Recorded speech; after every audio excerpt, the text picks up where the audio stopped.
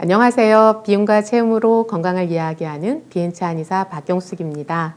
자, 이제 음력 2월 그리고 양력 3월이 시작되었습니다. 입춘도 지나고 우수도 지나고 누가 뭐래도 이제 봄이 시작되었다라고 얘기할 수 있을 텐데요. 초등학교, 중학교, 고등학교, 대학교 이제 학교에 새로 입학하거나 아니면 학년이 올라가거나 하는 분들은 입학 준비로 또는 이제 새학기 준비로 분주할 테고요. 그리고 농사일을 하시는 분들은 이제 새롭게 농사일을 시작하느라 그 준비하느라 바쁘실 거예요. 이 시기가 되면 찾아오는 불청객이 있죠. 유독 겨울에서 봄으로 넘어갈 때 찾아오는 불청객이 있는데요. 그것은 계절성 비염과 감기입니다. 다른 계절에도 찾아올 수 있긴 하지만 이 계절에 가장 많은 분들이 고생을 하는 것 같아요. 자, 거기에다가 평소 같으면 감기, 비염 이 정도로 고민을 할 텐데 그런데 최근에는 이 코로나 바이러스 또는 오미크론 이런 것들 때문에 이제 고민이 더 깊어지죠. 자, 오늘은 감기 또는 이제 비염을 예방하거나 아니면 이미 앓고 나서의 어떤 후유증 이런 것들을 관리하는 방법에 대해서 말씀드리도록 하겠습니다.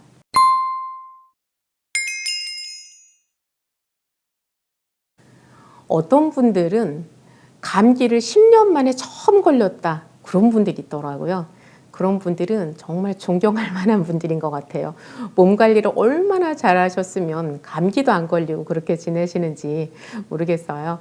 어쨌든 그런 분도 있는가 하면 그냥 1년마다가 아니죠. 이때는 유독 심하게 고생하고 그리고 뭐 가을에서 겨울 갈 때 또 감기 걸리고 그냥 수시로 이렇게 감기로 고생하시는 분들이 있어요. 이렇게 감기는 늘 우리 곁에 있으면서 뭐 병 같지도 않고 사소하면서도 그런데 막상 걸리면 우리를 참 많이 괴롭히는 그런 애죠. 자, 이렇게 감기에 덜 걸리려면 예방을 하려면 어떤 음식을 먹어야 될까? 이제 그런 생각도 많이 해봐요. 그래서 이제 평소에 이제 여러 가지 건강관리법을 선택할 텐데 그 중에서도 제철 음식을 먹는 것이 무엇보다 중요하다. 이런 이야기를 많이 하잖아요. 자, 그런데 오늘은 제가 조금 각도를 다르게 살펴보려고 해요. 제철 음식을 먹는 게 굉장히 중요해요. 그런데 이것보다는 제철에 필요한 영양을 충분히 섭취하자. 그 말씀을 드리고 싶어요. 비슷한 얘기 같으면서도 사실은 다르거든요. 예전 같으면 제철 음식이라는 것이 자, 여름철에는 뭐가 나고 겨울철에는 뭐가 나고 이게 정해져 있었잖아요. 자, 요즘은 그 제철 음식이라는 것이 예전에 말했던 것처럼 정확하게 지켜질 수 있을까 이런 생각이 드는 거예요. 여러분들에게 한번 물어볼까요? 딸기는 제철이 언제일까요? 혹시 알고 계세요? 아마 이제 딸기 제철이 언제인지를 이게 헷갈리는 분들도 많으실 거예요. 정확하게는 딸기가 5월 달에 많이 나왔었어요. 그래서 5월 달에 많이 나오고 6월 초까지 나오다가 6월 중순 되면 이제 마무리되는 이렇게 나왔었거든요. 적어도 이렇게 밭딸기를 이제 할 때는 그랬었어요. 그런데 지금은 12월부터 지금 1월, 2월, 3월 요때까지 딸기가 나오고 3월 정도가 되면 딸기가 거의 들어가 버리잖아요. 그러면 지금 자라나는 아이들은 딸기를 언제가 제철이라고 생각할까요? 딸기는 겨울철에 먹는 거다 이렇게 생각할 확률이 높지 않을까요? 그리고 사실상 원래의 딸기 제철인 5월달, 6월달엔 딸기가 먹기 힘들단 말이에요. 그래서 우리가 더 이상 제철 음식만 고집할 수는 없는 그런 세상을 살고 있다 이런 생각이 드는 거예요. 자, 그렇다면 이제 그 제철 음식만 고집할 게 아니라 이 계절에 우리가 구해서 먹을 수 있는 것들 중에서 나의 필요에 맞게 좋은 영양을 채워가는 것 이쪽으로 방향을 조금만 전환하면 어떨까 그런 생각을 해보는 거예요. 어떻게 보면 원래 자연의 어떤 기운을 정확하게 이렇게 받아서 그 기운을 고스란히 담고 있는 그런 과일과 그런 채소를 먹을 수 있으면 좋겠지만 그렇지는 못한데 그래서 그것을 안 좋게만 생각할 것이 아니라 예전에는 5월 달, 6월 달에 딸기를 먹을 수 있고, 그리고 여름철에 수박과 참외를 먹을 수 있고, 가을철이 되면 사과를 먹을 수 있고, 계절마다 먹을 수 있었지만, 그런데 겨울에는 그 과일들을 먹을 수 없었잖아요. 그리고 신선한 배추라든지 시금치라든지 풋고추라든지 이런 것들을 겨울철에 먹을 수 없었잖아요. 그렇기 때문에 그 겨울철에 부족해지기 쉬운 그 영양들을 다른 방법으로 어떻게 하면 섭취할 수 있을까, 이런 고민들을 했던 게 사실이거든요.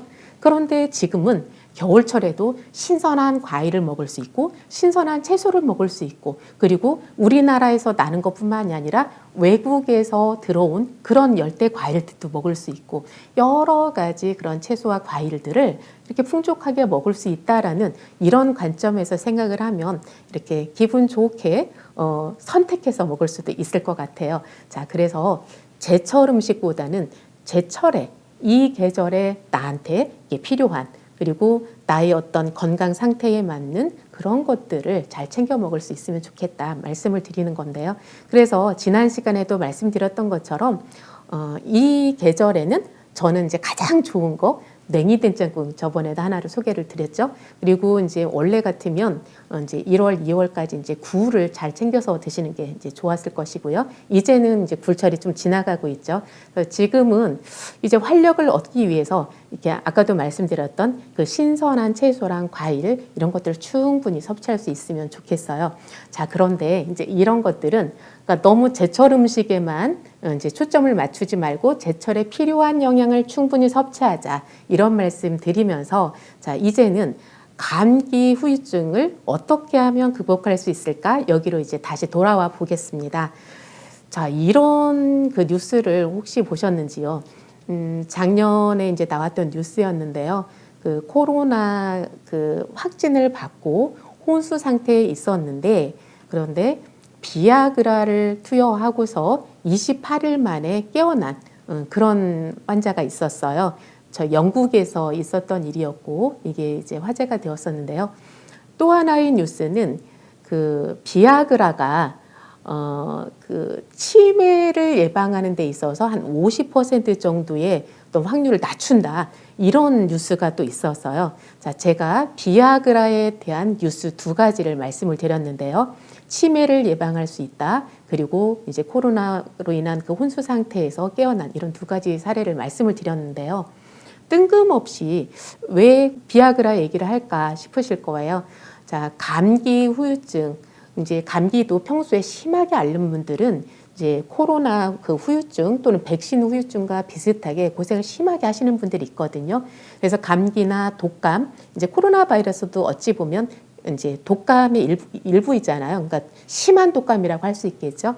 이런 후유증이 왔을 때 그것을 어떻게 극복할지, 그리고 평소에 어떻게 하면 예방할 수 있을지, 이제 이 부분을 제가 세 가지 경우로 나누어서 이렇게 말씀을 드리려고 하는데요.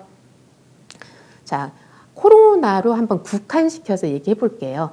이제 백신을 맞고 그 후유증이 나타나는 분들을 이렇게 제가 형태를 구분을 해보니까 대략 세 가지로 나누어지더라고요. 자, 첫 번째는 근육통이 굉장히 심하게 나타나는 분들, 또는 그 혈압이 높아지는 분들. 사실은 저는 혈압이 높아지는 것과 그 근육통이 심하게 오는 것을 이제 비슷하게 놓고 보거든요. 그거는 평소에 그 혈행에 어떤 문제가 있었던, 혈액순환이 잘 안 되었던 분들이, 그러니까 혈관 상태가 안 좋았던 분들이 주로 이제 혈압이 높아진다든지 아니면 근육통이 심하게 온다든지 이런 형태로 나타나는 것 같아요. 물론 이것은 뭐 정확하게 공식화시킬 수는 없는 것이고요. 평소에 혈액순환도 문제가 없었고 아무 문제가 없었던 분들한테도 물론 후유증이 나타나긴 해요. 그런데 이제 제가 이제 굳이 세 가지를 한번 나누어 보자는 거죠. 그래서 혈액순환이 잘 안 돼서 이제 나타나는 후유증은 이제 심한 근육통 내지는 혈압이 갑작스럽게 막 190, 200으로 올라가는 이런 경우가 있겠고요. 두 번째는 갑자기 밥맛이 없어지면서 밥을 못 먹겠다, 식욕부진과 함께 소화도 안 되고 기력이 떨어지는 그런 경우가 있더라고요.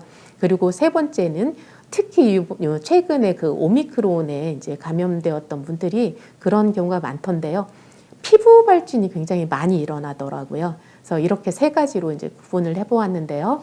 자, 혈액순환이 안 되면서 근육통, 그리고 이제 소화기 문제로 나타나시는 분들, 그다음에 피부 발진의 문제로 나타나는 분들, 이렇게 세 가지로 경우의 수를 나누어 보았는데요.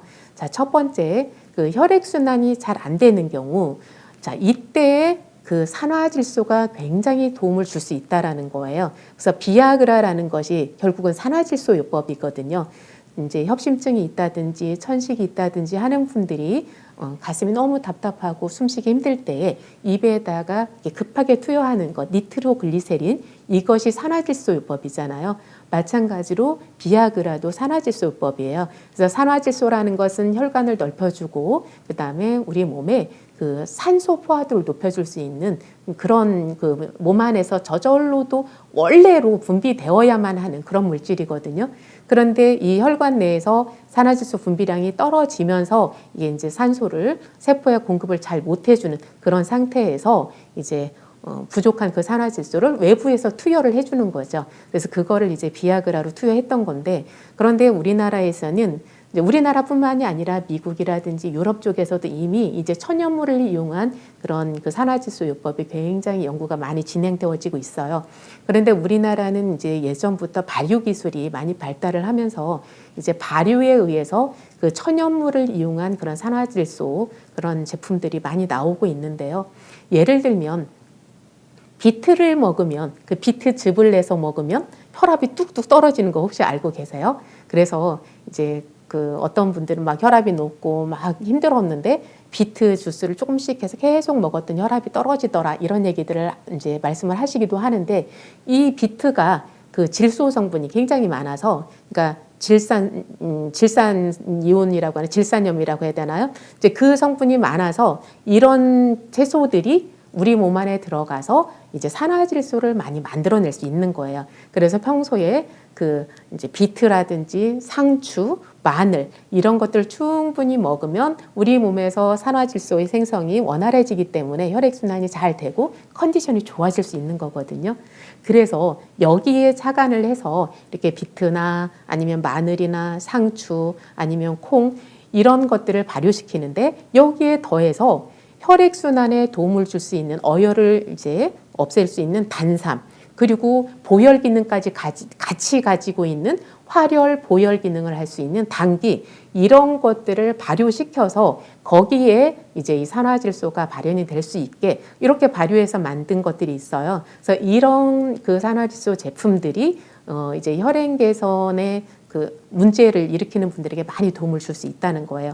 그래서 자, 이 계절에 필요한 그런 영양들을 충분히 섭취하는 것, 여기에다가 플러스, 그러니까 아니라면 평소에 이제 혈행 개선제, 뭐 은행잎 추출물이라든지 아니면 소나무 껍질에서 만든 거, 아니면 포도씨 추출물, 아니면 홍국 추출물, 여러 가지가 있겠죠. 이런 것들로 만든 그런 혈행 개선제 플러스 산화질소, 이렇게 하면 평소 그 혈액순환의 문제로 인해서 힘들었던 분들이 도움을 많이 받으실 수 있을 거라 이렇게 말씀을 드리고요. 자, 두 번째는 이제 식욕 부진으로 그리고 소화가 잘 안 돼서 고민이신 분들이 있다면 이럴 때는 인삼을 권해드려요. 그래서 이제 그런 경험들이 있을 거예요. 우리 아이가 밥을 잘 안 먹었었는데 홍삼 제품을 꾸준히 먹였더니 아이가 밥을 잘 먹더라, 이런 말씀 하시는 분들 계셔요.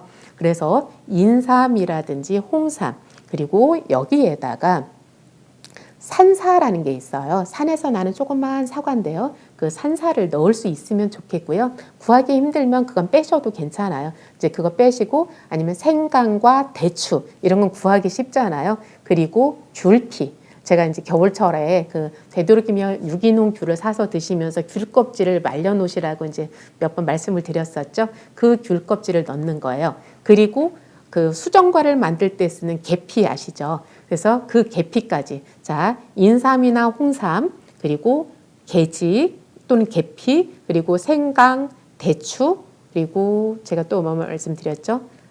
산사를 넣을 수 있으면 좋다. 근데 뭐 넣을 수 없으면 빼도 되고요. 거기다 귤피, 요 정도를 넣어서 이거를 좀 진하게 이제 약을 대신해서 드실 때는 좀 이걸 양을 좀 많이 넣어서 진하게 달이셔야 돼요.